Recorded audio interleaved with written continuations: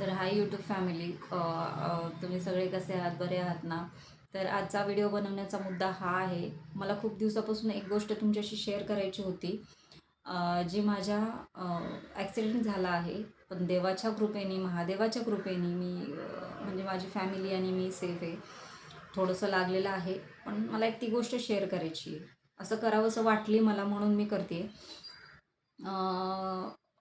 एक साधारण 10-12 दिवस झालेत आमचा ॲक्सिडेंट होऊन. एक कारवाल्याने आम्हाला धडक दिली. म्हणजे तो मागून आला, म्हणजे आम्ही ब्रिजवरून खाली उतरलो. तो ब्रिजच्या खालून आला. आम्ही सरळ जात होतो, स्पीड पण स्लो होती. कारण आधीच माझे मिस्टर आमची म्हणजे मी किंवा मुली सोबत असले की 40ची स्पीड असते. त्या स्पीडने आम्ही स्लो चालत होतो. कारवाला एकदम फास्ट आलेला होता. तो ड्रिंक केला असेल आय थिंक, कारण की मला इथं दिसली गाडीमध्ये की हा मला ठोकणार आहे. तर मी ओरडले एकदम, की गाडी ओ ओ म्हणेपर्यंत आम्ही स्लिप झालो, म्हणजे पडलो एकदम. त्याने ठोकली, एवढ्या जोरात ठोकली की मला इथे खरचटलं आणि पायाला पण लागलेलं आहे. माझ्या मिस्टरांचा खांदा पूर्ण डॅमेज झाला, म्हणजे हे झाले, फ्रॅक्चर झालेले त्यांना. त्यांच्या पायाला, हाताला लागलेले, माझ्या मुलीच्या पायाला लागलेले, गुडघ्याला लागलेले. पण देवाच्या कृपेने आम्ही कुठंतरी देव आमच्या सोबतच होते म्हणायला हरकत नाही. त्या दिवशी खूप मोठी घटना झाली असती, पण ती पडून आम्हाला थोडंसं लागलं ते मान्य आहे. पण त्यातूनच आम्ही लवकर पूर्णपणे बरे झालो किंवा बरे होण्याचं आत्ता जे चाललंय.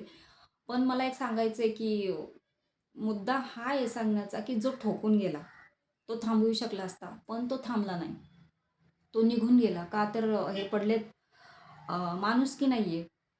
पडलेत आता हे, आपण निघून जायचं, लोकं मारतील आपण थांबलो तर.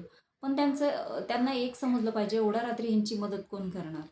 पण म्हणतात ना, ते देव ज्याच्या मागे आहे त्याला कधी पण कुणाची ही पडत नाही. माणसाच्या रूपामध्ये आम्हाला देव भेटले असं म्हणू इच्छिते मी. कारण की आम्हाला 2-3 माणसांनी साईडला उचलून नेलं. त्या टायमिंगला आहे ना, आम्ही खूप घाबरलेलो होतो. म्हणजे पडलो आणि ह्यांचं एवढा खांदा दुखत होता, आम्हाला लागलं होतं. आम्हाला लागलं होतं त्याच्याकडं काही नाही, पण ह्यांना खूप त्रास होत होता माझ्या मिस्टरांना. त्यामुळं मी आणि माझी मुलगी खूप घाबरलेलो होतो. आणि त्यानंतर घाबरल्यामुळं तो धीर देणारे जे हात होते किंवा ते बोलले, "ताई काही झालं नाही" किंवा "ह्यांना काही झालं नाही, एवढं काही झालं नाही तुम्हाला. तुम्हाला आम्ही दवाखान्यात नेऊ." ते शब्द म्हणजे त्या टायमिंगला आहे ना, कोणीतरी धीर देणार होतं. रोडवरची माणसं, सभ्य माणसं म्हणतो आपण, सभ्य माणसं बघून जात होती. पण आपण म्हणतो ना, जे असे वाटतात हे काय कामाचे नाही मुलं वगैरे काय काय म्हणतात, असे असतात कुठं-कुठं. पण ते माणसं, ते पोरच होती, म्हणजे माणसं, पोरं. तेच पोरं आम्हाला नेऊन साईडला केली, आम्हाला धीर दिला. आम्हाला म्हणली, "तुम्हाला कुठं जायचं? तुम्ही इथलेच आहात का? तुमचे माणसं येणार आहेत का?" आम्हाला एवढा धीर दिला. माझ्या मिस्टरांना पकडलं, साईडला घेऊन गेले. आणि नंतर ह्यांचा जास्त त्रास होत होता. मित्र येईपर्यंत तुम्हाला उशीर होईल म्हणले. आम्ही दवाखान्यात नेऊन पोहोचू तुम्हाला. त्या लोकांनी आम्हाला तिघांनी 3 टू व्हीलर घेतले. माझ्या मिस्टरांची 1 टू व्हीलर एकाने घेतली. एकाच्या गाडीवर मी बसले. माझी मुलगी एकाच्या गाडीवर आणि माझ्या मिस्टरांना, आणि त्या भावांनी आम्हाला दवाखान्यात नेऊन डॉक्टरला चेक करायला लावलं. मग डॉक्टर बोलले, की एक्स-रे काढणारा इथं नाही आहे, तर तुम्ही दुसऱ्या दवाखान्यात जा. पण ह्यांना खूप त्रास होत होता. त्यामुळं म्हणलं इंजेक्शन तरी द्या. मग ते बोलले ठीक आहे. मग त्या भाऊंनी तिघामधल्या एका भावानी इंजेक्शन आणून दिलं, त्यांना लावलं. त्यांनी पैसे पण नाही घेतले. मी हे करत होते तर, "नाही राहून द्या ताई." पण जो आम्हाला ठोकून गेला, म्हणजे धडक देऊन गेला, त्याला एकच म्हणणं आहे, की आम्ही पकडू पण शकलो असतो त्याला केस करून. आमची चूक तिथंच झाली.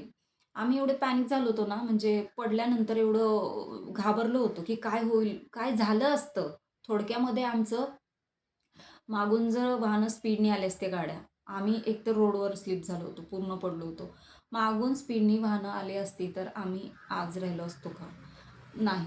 कारण काही गोष्टी आमच्या त्रासदायक झाल्या असत्या खूप साऱ्या.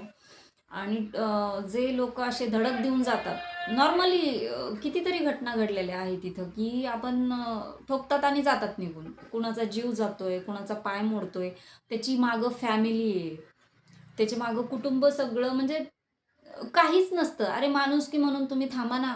काय झालं? कोण मारणार नाही तुम्हाला, काय नाही. तुम्ही त्याच्या जवळ येऊन थांबा, त्याला उचला, त्याला दवाखान्यात घेऊन जा.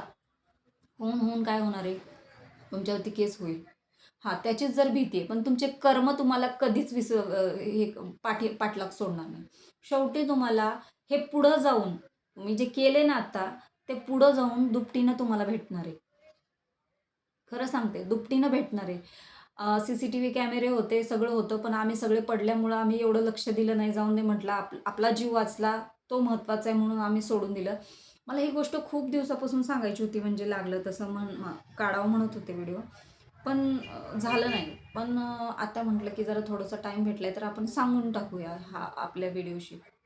आणि ज्यांनी आम्हाला मदत केली त्यांचे खूप खूप धन्यवाद. हा व्हिडिओ त्यांच्यापर्यंत पोहोचल की नाही माहीत नाही मला.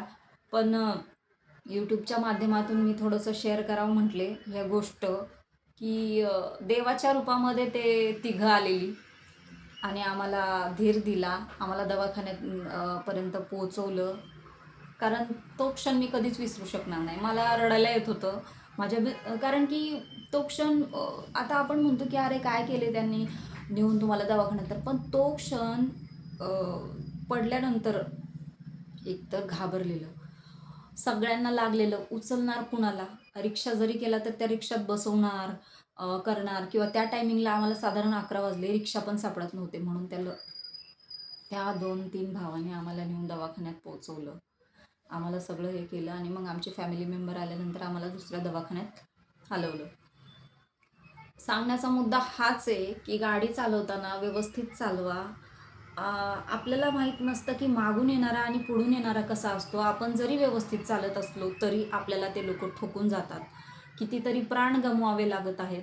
कितीतरी जणांचे आयुष्य उद्ध्वस्त, कुटुंब उद्ध्वस्त होत आहेत या गोष्टीमुळं. पिऊन गाडी चालवणं किंवा असंच स्पीड जास्त वाढवायची, आणि निघायचं, आपलं थांबायचंही नाही, काय नाही. पण तुम्हाला कर्म तुमचे आज ना उद्या भेटतीलच. जे काही तुम्ही केले किंवा हे करणार आहे, त्याचे कर्म तर तुम्हाला भेटणारच आहे. मग मला एवढंच शेअर करायचं होतं, की काही जास्त झालं असतं तर कोणाची जिम्मेदारी होती ही? थोडंसं व्यवस्थित चालवा वाहने. आमच्या पाठीशी देव आहेत, त्यामुळे आम्ही खूप थोडक्यात बचावलो. ह्यांचा खांदा वगैरे फ्रॅक्चर झालेला आहे, हात डॅमेज झालेला आहे, पायाला लागलेले. माझा पाय पण आता थोडा व्यवस्थित झालेला आहे. इथे थोडं खरचटलं होतं. माझ्या मुलीला गुडघ्याला मार लागलेला आहे आणि पाय पण थोडंसं खरचटला होता. व्यवस्थित झालेलं आहे. ते थोडक्यात. कारण की काही तर कुठे ना कुठेतरी आपले पण पुण्य कामाला आले म्हणायचे. देव आमच्या पाठीशी नेहमीच आहे. आणि ओम नमः शिवाय, श्री स्वामी समर्थ. तुमचे आशीर्वाद असेच आमच्या पाठीशी राहून द्या आणि खूप लोकांच्या पाठीशी असंच उभं राहू द्या, जे यूट्यूबमध्ये स्वामी भक्त, महादेव भक्त आहेत, किंवा सगळे जे माझं व्हिडिओ बघतील, जे नाही बघतील, जे चांगले माणसे, जे चांगले कर्म करतात, त्यांच्या सदैव पाठीशी देव राहू, उभं राहू आणि असंच संकटामध्ये त्यांना मदत करू. धन्यवाद.